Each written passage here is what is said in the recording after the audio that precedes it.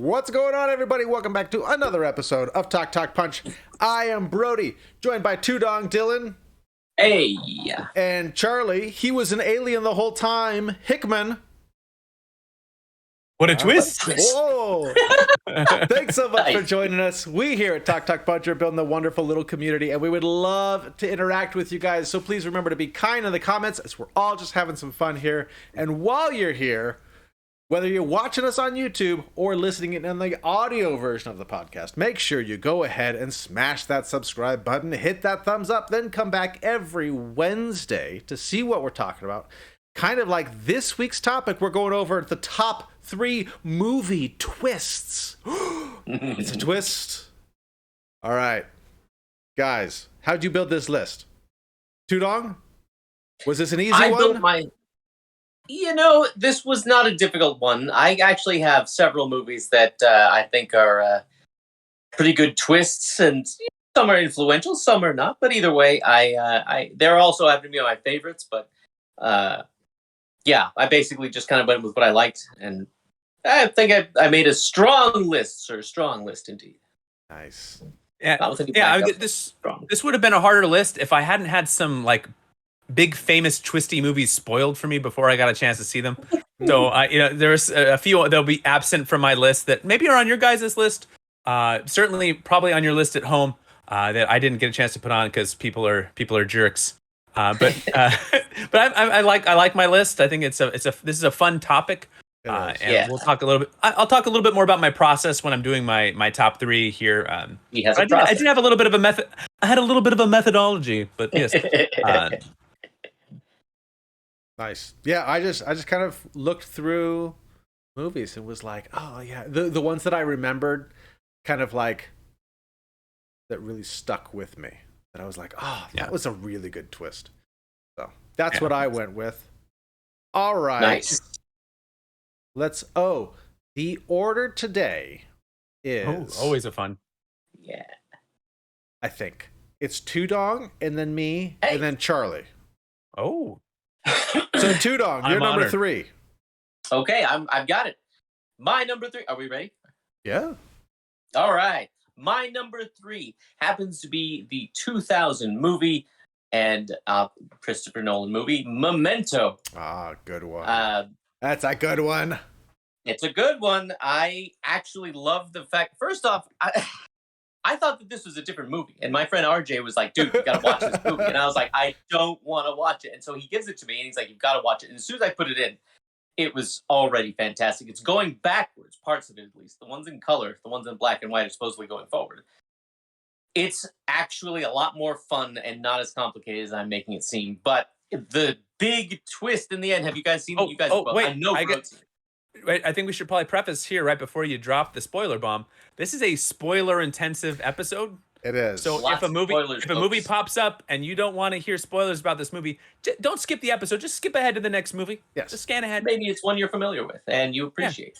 Yeah. Either way, this guy is looking for the killer of his wife, and it turns out he has a memory problem, and he realizes this and tricks himself into letting go of the fact that he found his killer's wife and killed his killer's wife, and just finds fulfillment with continuing to delude himself and find other killers that just kind of resemble that kind of thing, which I did not see coming. It's an excellent, excellent movie and a really fun, and even though it deals with some serious subject matter, excellent twist. I didn't see it coming at all. I was like, that's what's happening here, folks. I think you might be missing the big twist, which was that he was the one who killed his own wife. That's not the twist. Now, that's completely under debate. Nobody said that. No. Nobody said that he killed his own wife. No, he found his wife's killer. He found his wife's rapist. But then didn't it turn out that he was the killer? Bro, back me up here. Yeah, because he was giving her the insulin, right? No, that was the medicine. Somebody trying to lie to him. That didn't happen. No, that's preposterous. That's Teddy G saying all of these things. No. He found his wife's killer, you see. All of that other stuff he didn't do that. He found the killer. I swear he didn't do it. He couldn't have done it. Yeah, he found the killer, but then kept going Right. after There's a people good that he thought chance- were killers. There's a good chance that maybe because of he was talking about himself when a story about something else, there's a chance that that's also the twist that he killed his own wife. It's preposterous, but he didn't do it. It's implied he probably did it. You know what? Watch it and you let us know what you guys think. Did he kill his wife or not? I will say, like, this is like if you've ever seen an episode of TV show, this is something that's been parodied a lot with like the writing on the arm or the hands. I mean, this has like been a classic trope that's been used in a lot of television shows since Memento, or Memory Loss. And then The Hangover kind of came and did the same thing but kind of different for like a day, and that's also used a lot in television. But anyway, Memento did it probably first, unless you guys can think of a movie like this, and probably best. Probably best, yeah. There's been a lot of fun parody of it, but it's a very good movie. It's a really good movie. Excellent movie. Good choice, Tudong. Thank you, sir. Thank you. All right. My number 3. So my number 3 is a mystery that I knew was going to have twists. And so I went through the movie looking for the twists and then was still twisted. And that's Knives Out. Oh, It's a very recent one. This one just came out like, golly, a year ago. Further back? Yeah, the sequel's coming out like soon. Maybe 2020 it came out. I'll look it up. Don't worry. Keep going. You're doing great. But this one, we've got a murder. We've got an investigator who's investigating all these people. There's twists. There's turns. There's all this stuff. You think you see where it's going, and knowing that this is like a murder mystery, you're like, okay, but I think it's actually going to go here, and then it actually kind of goes there, and then there's a murder. How does it go? This is spoiler film. Well, there's the murderer, and the guy dies. But he kills himself in order to give his maid all of his possessions because he doesn't want his family to have it. But then it turns out that his nephew or grandson, I don't remember, was also trying to have the maid kill him. So he was switching around the medicines, but then she knew which medicine she was giving him, like subconsciously. There's always a lot of twists. There's a lot of twists. Dylan, have you seen this one? I have not. It sounds like iRobot. I don't know. There is no part where I was watching this movie that I thought, iRobot. iRobot. There's a lot of there's Speaking of spoilers, that's what happens in iRobot. Well, there's a lot of twists, and so you're constantly like looking through this, and people are lying about things, and people are telling different stories, and so you're trying to follow, but because you know that you're watching like a murder mystery, you're looking for the twist, and then it kind of twists, and then it kind of twists again, and it's a really fun movie. If you haven't seen this one, Tudong, you got to watch this one. It was really good. I really enjoyed this. Yeah, you have convinced me. Now, that means that if there's a movie on here that you haven't seen of mine that I recommend, you have to see that. Okay. Don't make that deal, Brody. It's a bad deal. Don't make it. Don't make that deal. If anyone hasn't seen this is free to watch on Amazon. Like they're, but not Prime, but like the free with commercials. Oh, okay. I think you watch like a commercial at the beginning, and then you watch the movie for free. Or there might be one in the middle, but this is 2019 also, by the way. Oh, 2019, really? Golly, it feels like it just came out. Yeah. This was a good movie. A lot of times with the murder mysteries, you never know if it's. I don't consider a twist, and this is part of my methodology, to just be something that just doesn't make sense. Sure. Like, oh, the murderer was this character who wasn't in the movie the whole time. They did that in the Scream movies sometimes, where like. It's like, yeah. And it was like, who are you? Who's like this guy? I mean, I was surprised, I guess, but it's not a satisfying twist. And I will say like that as we go into my number 3, that your ability to get lost in a movie is really important for your ability to be twisted by a movie. Yeah. Like Brody's talking, he's watching this, like going into twists. There's certainly movies where, like, what was that not Rear Window, but the Johnny Depp one, like the View. Cabin, no. Secret? With John Turturro. Yeah, with John Turturro, like cabin, rear cabin. Something window, like Cabin Window. some whatever it was, where like I remember. saw one trailer and I'm like the only thing that's going to surprise me if that's a real person, if John Turturro's character is real, I will be shocked. And it's just like and then the movie's bad, so you're not into the movie, so you're just kind of paying attention to every like over the top hint and spoiler, and there's no surprise to it. But my number 3 got me when I was a kid, and it was surprising because I had seen at this point in my young life several slasher films that had been basically the premises, young teens, early 20-somethings are for no fault of their own slaughtered and stabbed to death in Halloween and Friday the 13th and Nightmare on Elm Street. So when I was watching April Fool's Day, which is my number 3, this is a good one.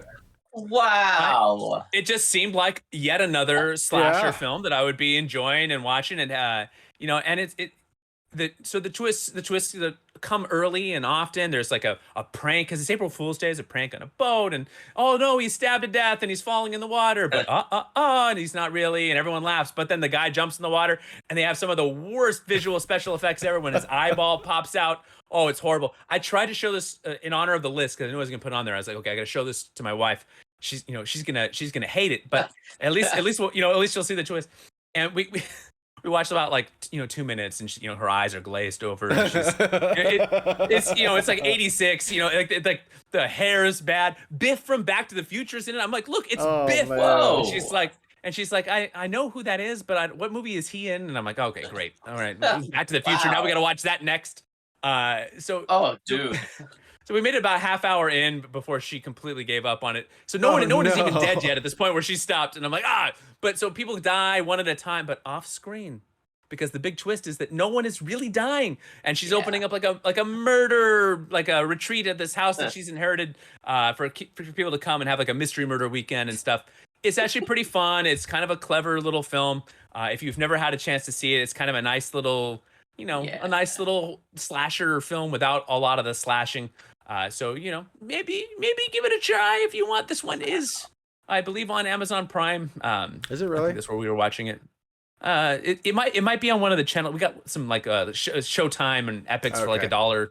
They have those like $1 a month specials. So. Yeah. Wow. Anyway, but this is a fun one. This is I was a kid when I saw this, and so I was I was not expecting it. And there's a great Psych episode that has a parody of this. This is something that's been kind of done a bunch of times, and now if you watch it, you'll be like cynical for these kind of, oh yeah, it's all fake. It's all fake. No, I gotta revisit, man. Well, but little tiny Charlie was watching that with a little mind blown. You were the one that showed me this way long ago. Back in the 90s, you showed me. Look, her hair's a noose. It's good. Her hair's a noose. Nice. Good choice. This was one of those that you see at like Blockbuster or like Warehouse and all that stuff, and like you see the cover and you're like, "That's fantastic! I've got to see this. That's exactly what it looked like, too, right there." Man. Nice. All right, Tudong, your number 2. My number 2 is probably one of the lesser wild card ones. This one is kind of known for its twist. 1999. I saw this in theaters again with my friend RJ, and we loved this freaking movie. And it's called Fight Club, and it's actually the first movie that I've seen with commentary, and it was hilarious watching it. And I've actually never seen. A lot of times the commentary is really entertaining, even for a terrible movie. But I didn't think this was a terrible movie. I loved this movie. I thought it was fantastic. I thought it was really funny that people thought it was a lot more violent than it was. It was definitely one of those where at the time people didn't quite, I don't want to say appreciate it, but it's gotten a lot more appreciation later on. I love the performances. Absolutely hilarious. And I didn't even care that it made no sense towards the end and the twist where it turns out that he is Tyler Durden. I love the insomnia angle. I love the soap. Every single bit of it. Helena Bonham Carter gives such a great performance. And then when you kind of look back on it, you're kind of like, that is such a sad performance, actually. When you think about it, you're like, that is really sad. Because at the time, you're like, wow, that's messed up. And then you're just like, no, because apparently Edward Norton, like I said, is the Tyler Durden, which is the Brad Pitt character. And they start a fight club, and then they start some socialist gatherings and all of those sorts of things. Either way, whatever they do, I was completely entertained by it, and I loved that ridiculous twist. And if you've read the book, the twist is even more ridiculous, and so is the ending, where he goes, spoilers by the way, into an insane asylum. He goes absolutely nuts. But instead, I don't. Have either of you guys read the book? No. He basically challenged the entire Fight Club to a fight and gets beaten to a pulp. Like truly, like it's tough to revisit just for that. And he goes into an insane asylum where they're still like following his commands. It's the whole thing I thought was great and appreciated. And that's my number 2. I'm glad you have this one on your list. This was one that was spoiled for me like opening weekend of the movie. At my house, there was like a bunch. We just had a bunch of people over, all hanging out, and someone's like, "Oh, I just saw Fight Club. It was so cool. Tyler Durden is the same guy." And just like. It's like opening night. Like I'm just like, well, I guess I'm not seeing that. Like, all right, thanks, buddy. Right? That's horrible. No clue. Shame on that person, whoever that person was. Shame. It was Dylan. It was not. Might have been RJ. Could have, you know what? Let's just blame RJ for everything. That was RJ. There you That go. makes sense. There you go. That makes sense. All right. My number 2 is kind of the example that I think a lot of people go to when they talk about movie twists. Oh, bro. And that's The Sixth Sense. Yep. There we go. This one got me. I know that there's all the people now that the I see dead people, right? Of Bruce Willis's character is dead the whole time. And so this has been played up. It is, no one's going to get surprised by this, and there was all the people that when we saw this was like, I knew it the whole time. I had no clue. I had no idea. I thought this was just, I didn't know who M. Night Shyamalan was at the time. He didn't really have anything big. So like knowing that M. Night Shyamalan does twists all the time wasn't something that was in my head. So it wasn't just like nobody knew that. Oh, it's just this kid that can see dead people. So when this twist happened and it's, that Bruce Willis is actually dead the whole movie, I was like, what are you talking about? Like, I didn't see that coming at all. And so then, it was back when we would just go to the movie theaters all the time. And so I'm sure I went back and saw it again and was looking for all the things on how did this happen? How did I miss this? How did this happen? So this one, in this one, I haven't seen this movie in a long time. I don't know if this is one that really holds up, especially now that now that the twist is long gone. It does hold up. The performances and the writing are actually really good, bro. And I mean, if I do say so myself, I found this movie scary. Each time I watched, I found it scary, and then I was like, why do I keep watching it? It's a good question. But this was, and so I stopped.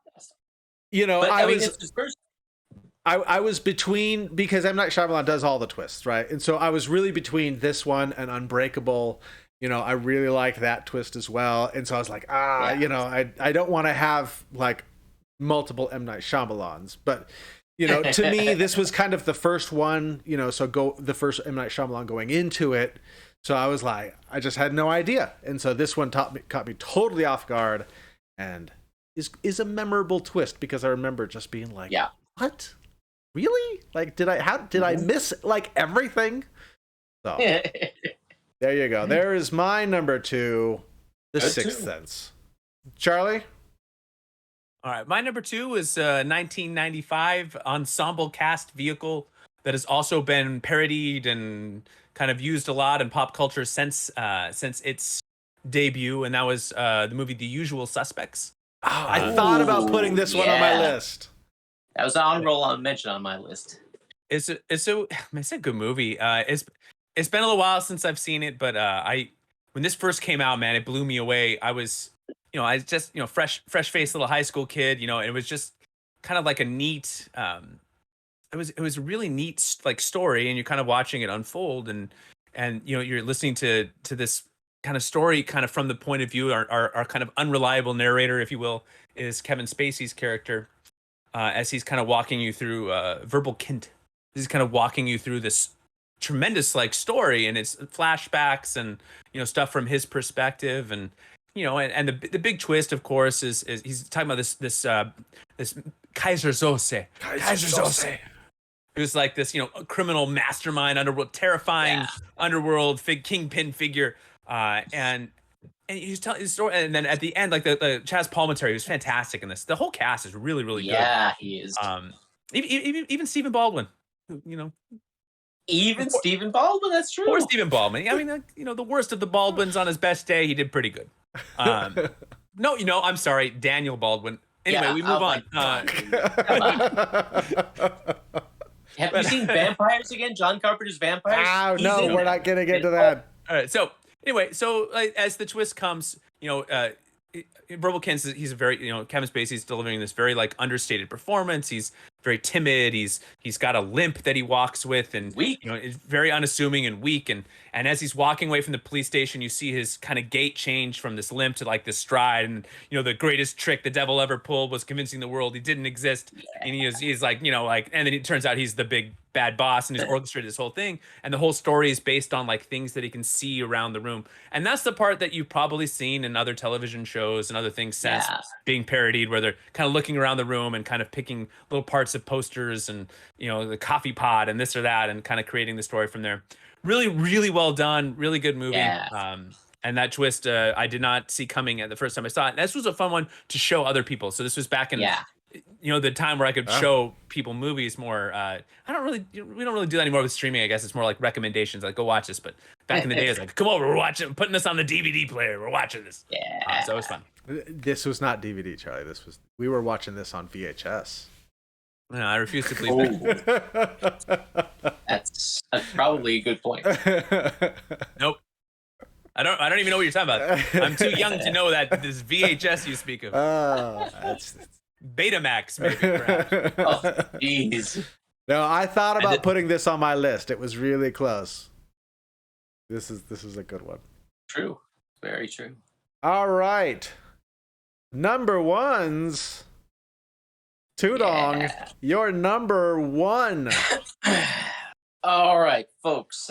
Going a little bit on the wild card here with this one. Here we go. My number one pick of best twists is the 1950s Akira Kurosawa Toshiro Mifune movie, Rashomon. Let me tell you, this is the story of a samurai, his wife, and a bandit played by the legendary Toshiro Mifune. Unbelievable actor. And he was born in China, but he's Japanese. An unbelievable actor. Akira Kurosawa, master of directing, just an absolute master. If you haven't seen Seven Samurai, if you haven't seen Hidden Fortress, these are classic movies. And it seems like, they won't really hold up, but they really do hold up. Seven Samurai is still unbelievable. But with this movie, they catch this bandit and they find out that he had stolen the samurai's horse. And he says he killed the samurai and took his wife, and she decided to stay. But then they find the wife, and then they ask her what happened. And it's a priest, by the way, and a woodcutter who are talking about this trial. And apparently they find the wife, and she says they did fight over her, and she was loyal to her husband. And then the husband's ghost is summoned. They actually parody this in The Simpsons. And I don't know if they don't actually say the name, but like they even summoned the samurai's ghost. And he talks about how what happened. Everybody's story is different. And even the woodcutter is asked by the priest, like even he saw something. And it was every single story is different, and the twist is we don't actually ever figure out what happened, and it is just unbelievable. The performances are unbelievable. The directing, the cinematography, it's one of the first to show like a camera being pointed towards the sun through like a canopy of trees, and the entire thing is unbelievable. I know you guys are probably shrugging your shoulders thinking this is ridiculous, but it's one of those things that lives up so much that people don't even realize that it's being parodied, or that like back then, like nowadays, it's like the norm. All right, maybe nobody's going to be telling the truth, or maybe all sorts of different storytelling, subplots or ways of conveying things. But this is one of those things that still lives up, and you're just like, what the hey did I watch right here? This is nuts. I've seen different perspectives, and everybody's trying to make themselves look either cool, even from beyond the grave, and you're like, why did they even care? An excellent movie, and one of those movies that kind of, I don't want to say it started off the twist genre, but definitely the oldest on this list. Interesting. I've never seen it. It does sound interesting though. Is there any way to watch it? Is it streaming any place or probably not? Charlie, is it streaming any place? According to my internal memorized catalog of every film on all the streaming services, I'm going to say no. But I know it's on the Criterion Collection, but I mean, that's like DVD and Blu-ray. I don't know if they stream it as well, but if they do, it's definitely in the Criterion Collection, and totally worth it. It is fantastic. If you were to see 2 Akira Kurosawa movies, Rashomon and Seven Samurai. And Seven Samurai is one that changed the genre of filmmaking, and I won't get into that right now. Interesting. But so did this. I did look it up. Okay, I looked it up. You can see the 2021 remake that had Ryan Reynolds and Jason Bateman in it. So that's check that out. What the hey? That has nothing to, that's the change up. That wasn't unbelievable. No, that was based on this. All right. So that wasn't based. That's a body switching movie. This is a twist movie. That's the twist. That's the twist. That's not the twist. Nobody switches bodies. All right. Well, sounds like a good pick, Tudong. Thank you, Brody. All right. My number one, you guys, it's probably not super surprising. I'm not surprised. You're not surprised? I'm already not surprised. It's the Martha twist from Batman v Superman. All right, I am surprised. I'm not falling for this. This is a twist by you. You're being twisty. I don't believe it either, bro. How did you not know that they had the same? They didn't. Martha. That was a twist for you somehow. Martha. No. Unbelievable, bro. That's the twist. It's the twist because it's not really my number one. That's just a twist. I'm just twisting you. Unbelievable. I think you shaved like a full 5 I am years all off twisted up. up. My number one is The Prestige, the Christopher Nolan movie, The Prestige. Boom. Nice.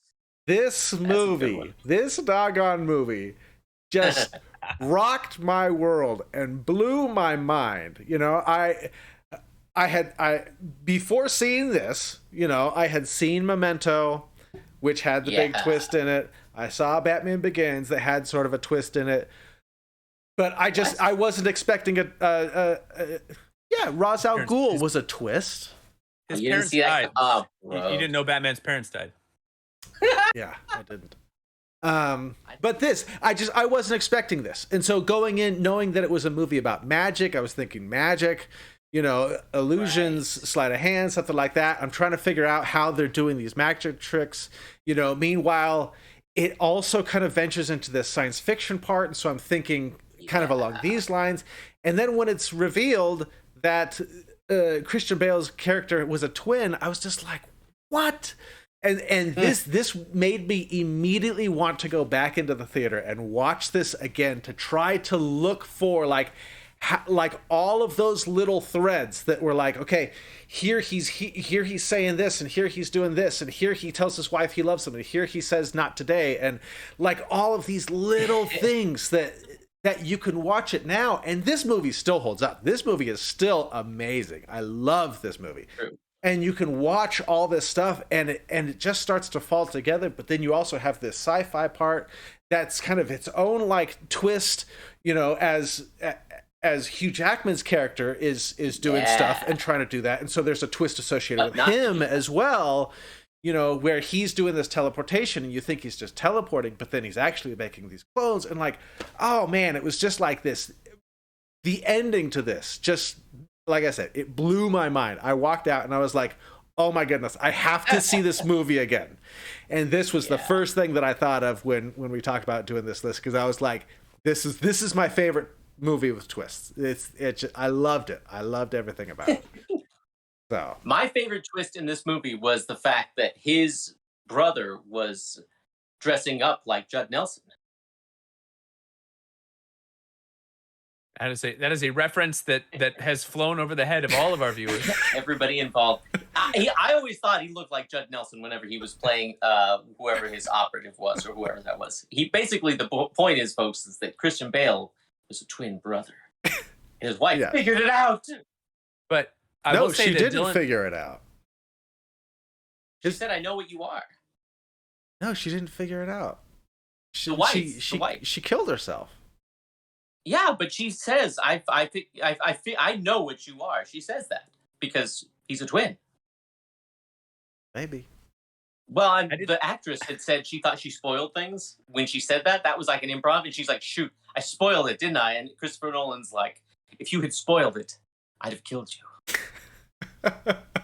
He didn't really say that. I'm just kidding. But she did think that she spoiled things by saying like, "Oh, I know what you are." Gotcha. Well, we've had a lot more disputes in this episode on what exactly the twists are or are not than I was expecting. So. Scarlett Johansson also plays a I'm probably gonna side with Brody here just because I remember, Dylan, you were like all about The Illusionist, and you thought that Edward Norton vehicle was the superior sleight of hand magic movie. Ever said and you were like, oh, The Prestige, this Christopher Nolan guy's a hack. You called him a hack. That was never uttered, sir. And how dare you, sir? Hey, I did like The Illusionist. He had already done the Batman Begins, and I was already a believer. And this is before The Dark Knight. Yes. All right. Well, my number one is not it's not fancy, it's not exciting, and we've already talked about it a little bit, so we'll just kind of wrap it up here on some Sixth Sense talk. Yeah. So this is of the three on my list, this is the only one that I saw in the theaters, and it was I think I saw it with you. It was fantastic, and it was fantastic. And this I like. So twists to me in movies is like spiciness in food. I love spicy food, but the spicy food needs to enhance the overall flavor of the meal. I'm not looking to eat spicy, just especially at my age now. There was a time in my youth where it's, hey, all right, bring on the fire. Nowadays, I want to eat spicy food because I want to enhance the flavor. And if the spice takes over the flavor of the food, it's no longer enjoyable. A twist for the sake of there being a twist, which I think is a trap that Mr. Shyamalan he got put in a box and kind of kept making movies where he had to kind of keep having twists. Yeah. And this make a good movie. This is a good movie. The twist, you can watch it, you can still enjoy the movie. And the twist was so cool because it made you want to watch it again. Like instantly, As soon as I got done watching, I was like, all right, I gotta check this out again. I did, however, always think it was funny the soundtrack. The last title of the track on the CD is "Malcolm is Dead." They released the movie, and then they released a soundtrack, and they gave the spoiler. So if this had been done in at the height of more internet had been around, this spoiler would have man, I'm talking about the idiocy of that. But so they did the same thing with in Episode 1 Star Wars with Qui-Gon's funeral. They did the same exact thing. So dumb. But this was a really enjoyable movie. I think it's really well done. I do think it holds up. I think it's a fun one. Now there's gonna be a new generation of people who don't know the dead people, and so you can kind of you maybe introduce them. When Brody showed this to his kids when they were 4. Maybe you want to wait till they're a little bit older. I did. Too scary, bro. Too scary. I didn't. My wife would kill me. Are you kidding Toni me? Collette's performance, by the way, is she's so good, heartbreaking, just so good. She was quoted. She was talking about how she was just so haunted by the emotional resonance of the film that she didn't even realize it was kind of like a horror movie until after it was done. Yeah.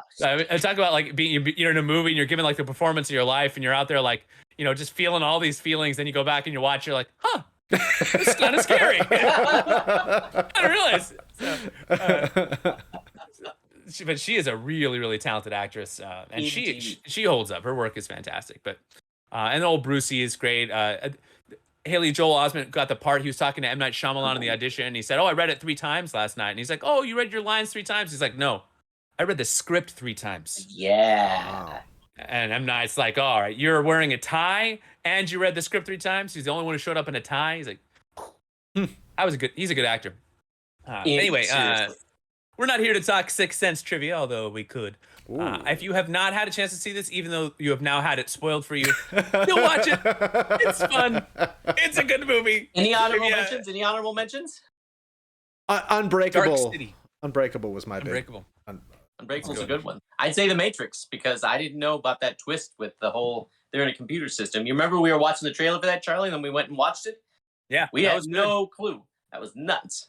Dark City is a Matrix-esque film, sci-fi, and I won't spoil that one because it didn't make my top 3, but and largely because I didn't want to spoil it. See Dark City, it's so good. It's like the Matrix, but better. See it. It's not better than Matrix. It's not. Okay, it's probably not better than the Matrix. It holds up better than the Matrix. There you go. Because it holds up better than Matrix. It doesn't rely as heavily on the special effects for the narration of the story. So like you don't have to, with like the video game bending and the visuals aren't as compelling for the Matrix in the year 2022. Oh. I don't know. Preposterous, I say. Preposterous. All right, you guys have anything else to add to this? I will say, like, Shutter Island, terrible twist, because you can see it coming the whole time. There's like all these movies that are just like from the trailer. Trailers, by the way, show way too much when the whole movie relies on like one pivot, and you're kind of showing too much in the trailer. You're cutting it together. I mean, come on, stop it. There was a movie with Richard Gere called Unfaithful, and in the trailer, it shows the entire thing. And in it, he kills the lover. And I actually say that to a friend of mine named Emiliano, and he's like, I can't believe you spoiled the movie for me. I'm like, this happened in the trailer, bro. What are you talking about? And all he could say, I can't believe you spoiled this movie for me. And I'm like, haven't you seen one of the trailers? Don't you know what this is about? They have it in the trailer. And he's like, can't believe you spoiled the movie for me. See, Dylan spoiled Fight Club for me, and he spoiled Unfaithful for Emiliano. So I'm just saying, you got a track record, bro. You have a whole shirt. You have a shirt that has all the movie spoilers on there. You gave me that shirt. I can't believe you didn't wear it tonight. But this spoiler right here was a big deal. It's just that I kind of grew up with the. It's true. I've never known Darth Vader not to be Luke's father, but people's minds were blown back then. Yeah, if we were doing most influential or something like that, then that would definitely make the list. Psycho, yeah, there's some really good ones. Friday the 13th, the original, it turned out to be his mother. Yep. And then I'll say any Christopher Nolan. This could have all been Christopher Nolan, and the guys were hazing me in our pre-production meeting about having all Christopher Nolan, but I didn't. We were hazing you about your horrible poker face. I only chose one Christopher Nolan movie, but I could have done all three. I was legitimately surprised there was only one Nolan on the list. I was surprised too. When Brody talks about loving the Prestige, I feel like he's underselling it, because like that was like consistently all he talked about for like a 5-year span was the Prestige. Yeah. All right. Well, Charlie, go ahead and take us home. All right. Well, yeah, you know what's not a twist is us saying that we love you guys and we love sharing this time with you. So make sure you come back, check out some other videos. Number one may shock you below here. Who knows? But M. Night, if you're watching, we love you for the Sixth Sense and Unbreakable. But come on, get it together, man. And we got some Below the Beard. You can subscribe. And we hope to see you next time. I mean that. Take care of one another out there. Do that.